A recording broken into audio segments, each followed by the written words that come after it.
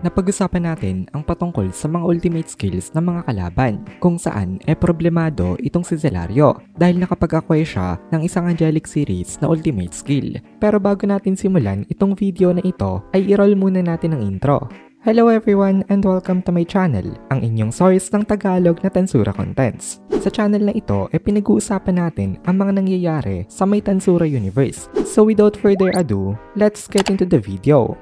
So itong si Zelario nga under control nitong si Michael. Pero ang problema wala pang tiwala itong si Zelario sa kanya dahil si Michael nga isang will lang na sa skill lang nanggaling. Sa ngayon ay same lang sila ng goal kaya hindi nagrereklamo itong si Zelario. Pero hindi siya sure kung sa hinaharap ba hindi ito magbabago at yun ang dahilan kung bakit ayaw niya na maging under control nito. Tsaka iba kasi kapag under control ka, hindi ka aware na hindi mo pala gusto yung ginagawa mo at ayaw ng ganun itong si Zelario. Kasi para sa kanya, hindi siya papayag na i-rewrite ng kahit na sino ang nakalagay sa kanyang utak. Kasi may sarili naman daw siyang pag-iisip. Kapares ng situation itong si Zelario, itong si Obera, nakapag-acquire din siya ng angelic series na ultimate skill. At katulad rin itong si Zelario, hindi niya rin ito gusto. Ang nai-obtain naman itong si Obera ang Salvation King Azrael.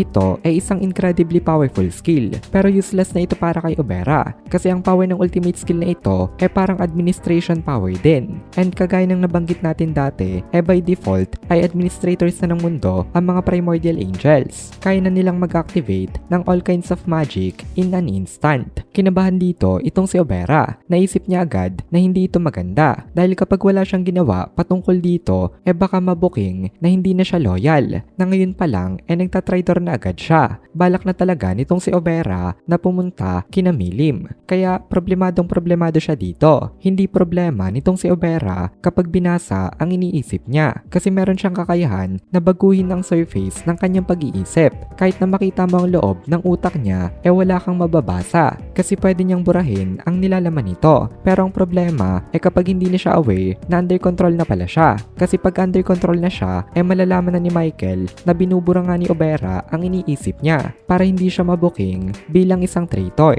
Kaya balak na ni Obera na itapon itong ultimate skill na ito. Kaso lang, nasa gitna siya ngayon ng base ng kanilang mga kalaban. Maging si Obera, hindi daw makakaligtas kapag nabuking agad siya dahil ang daming malalakas na mga individuals ang naandito. Pero kahit na ganon, desidido pa rin siya na bumalik kina Milim, na orphan daughter nga ng kanyang lord na si Veldanava. Ngayon, magsisimula na ang kanilang strategy meeting. Pag-uusapan nila dito kung sino-sino ang ipapadala nitong sila Feldway sa kanilang mga gagawing atake at kung ano-ano ang mga location na kanilang mga gagawing target. Nandito na ngayon itong sila Michael, Feldway at Belsard. Lumabas ng malaking gate itong tatlong ito. Nagra-radiate sila ng napakalakas na aura na indication ng supremacy nilang tatlo. Nung nakaupo na si Michael, umupo na rin itong sila Feldway at Belsard.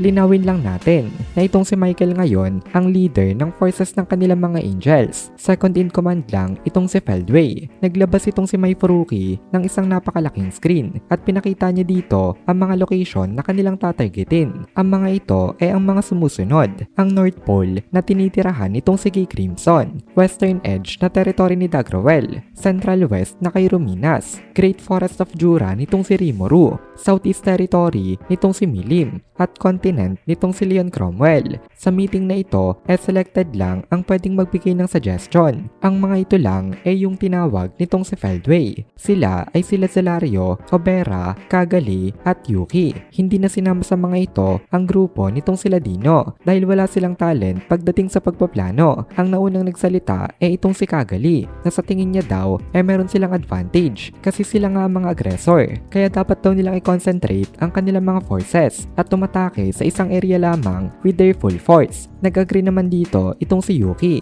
pero nagtanong siya kung paano daw nila i-determine kung ano ang tatargetin nila na area. Hindi tinawag nitong si Feldway si Dino pero surprisingly siya ang nag-reply dito. Sabi ni Dino hindi daw nila dapat unahin ang labyrinth ni Ramirez o kaya naman ang capital ng Monster Federation nitong si Rimuru kasi i-isolate daw nitong mga ito sa loob ng labyrinth ang kanilang city. Mahihirapan daw sila ng sobra kapag ito ang inuna nilang atakihin. kaya suggest niya daw na ihuli itong gawin na target. Wala namang kumontra kay Dino dahil logical naman itong suggestion na ito kasi kapag nagtagal sila sa pag-conquer ng labyrinth, baka mapaligiran sila ng kanilang mga kalaban at tatakihin sila ng forces nito mga ito from all directions sa isang lugar na meron silang malaking disadvantage. Pag nangyari yon, mabilis na ma-annihilate ang kanilang mga forces. Kaya sabi ni Dino, ibang lugar na lang daw muna ang atakihin nilang una dahil sigurado daw siya na kapag may inatake silang location, lalabas rin ang mga nasa labyrinth para magbigay ng reinforcement sa naunang inatake na target.